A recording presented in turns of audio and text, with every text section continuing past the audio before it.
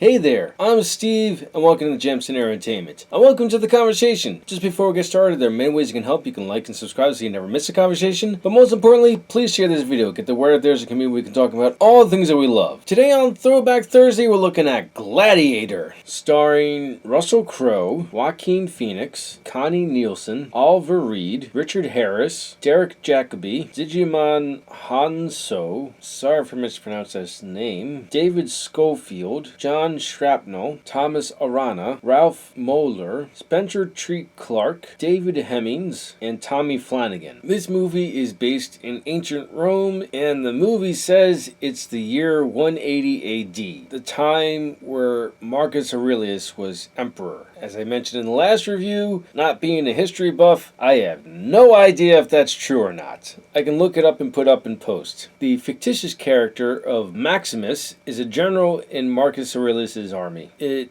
opens up with a battle in Germania. Marcus is expanding the empire, and I guess this is the last push he can do before he passes, because he's a very old man at this point. And with him being so advanced in age, people wonder who his successor will be. Marcus, at least in the movie, grew up with the idea of Rome as being strictly a republic. They're not being a central figurehead, such as an emperor. And he would like to see that. So he calls on Maximus privately to tell him, I'm not going to name my son Commodus my successor. He's not fit to rule. I'm going to name you my successor because I know that if I give you this command of walking into Rome and giving the power back to the Senate, you will do this and then you will leave and go home. That's all I ask of you. Maximus doesn't want to do it because he's the leader that everyone needs, but he doesn't want to. And that's the kind of leader that is best at leading the people that don't want it. Commodus, on the other hand, gets called into Marcus's tent privately, and he informs him that he will not be emperor, that Maximus will succeed him. This doesn't sit well with Commodus. So much so, he suffocates his dad to death. And that starts the whole conspiring in the movie on both sides. Commodus is doing everything he can to hold on to and build his power, and everyone else wants to take down Commodus. Commodus, for the most part, is one step ahead, and so he arrests Maximus to have him taken out and executed so he can not worry about him. That fails. Also, he wishes to punish Maximus for being chosen by Marcus over him by killing his wife and son. Since Maximus is still alive, he escaped. He goes to try and rescue his family. He fails, unfortunately. He buries his wife and child, and he's just exhausted. He falls asleep at the graves, and then he gets picked up by a traveling band of gladiators and the man who owns them, Proximo. And I think he's taken this somewhere in Africa or something like that. I'm not sure, but it's like this smaller arena where he gets his start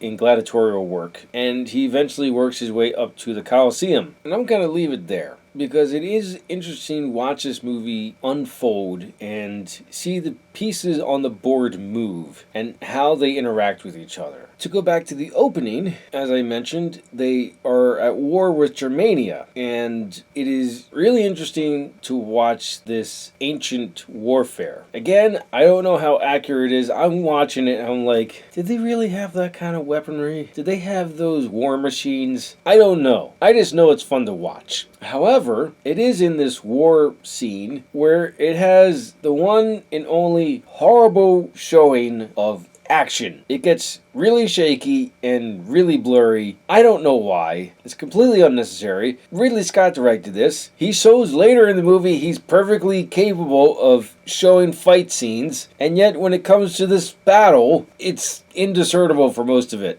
It's really weird. Like, the first part of the battle, perfectly watchable. And it's the large middle that's like, really? You had to film it like this? And then it wraps up nicely. I don't know why it just could have been an awesome watch from beginning to end. Now that I'm thinking about it, I have more gripes. even though I really do like this movie, but some of the effects don't really hold up. When they get to Rome and the Colosseum and just like the vastness of the city and its glory, it's very video game. Very, very video game. When they have background scenery, whenever they're in a building with a balcony, the background scenery looks extremely flat. I don't know if it's because they were focusing more on story than they were on anything else. There are obviously real sets that they actually acted on, and the acting is amazing. So that kind of distracts you from some of the bad effects in this movie. But when they get to the big sweeping shots of Rome, it's 2000 CGI.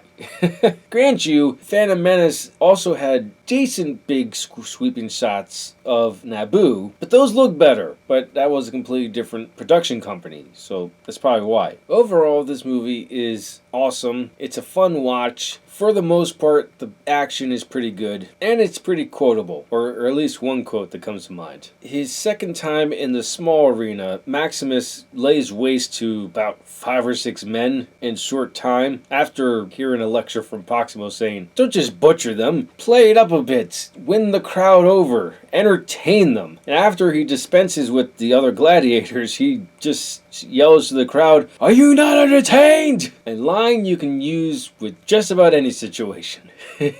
Oh, one more thing I just thought of before I wrap up. So, I have a Blu-ray combo pack with this and Troy. And I forgot that this particular copy of Gladiator that I have, it gives you the option. You can watch the theatrical version or you can watch the extended version. The extended version elaborates more on the conspiring on both sides, so that's interesting, but I'm not entirely certain if it's necessary. I think you could probably watch the theatrical version and you wouldn't really be missing any context. And with that, I recommend you get this on Blu-ray. I would do a check in the description when you're buying it if it has both theatrical and extended edition. But overall, if you get this movie on Blu-ray, no matter what edition it is, you're going to enjoy yourself. Those are my thoughts on Gladiator. Let me know your thoughts in the comments below. Thank you for watching and live your imagination.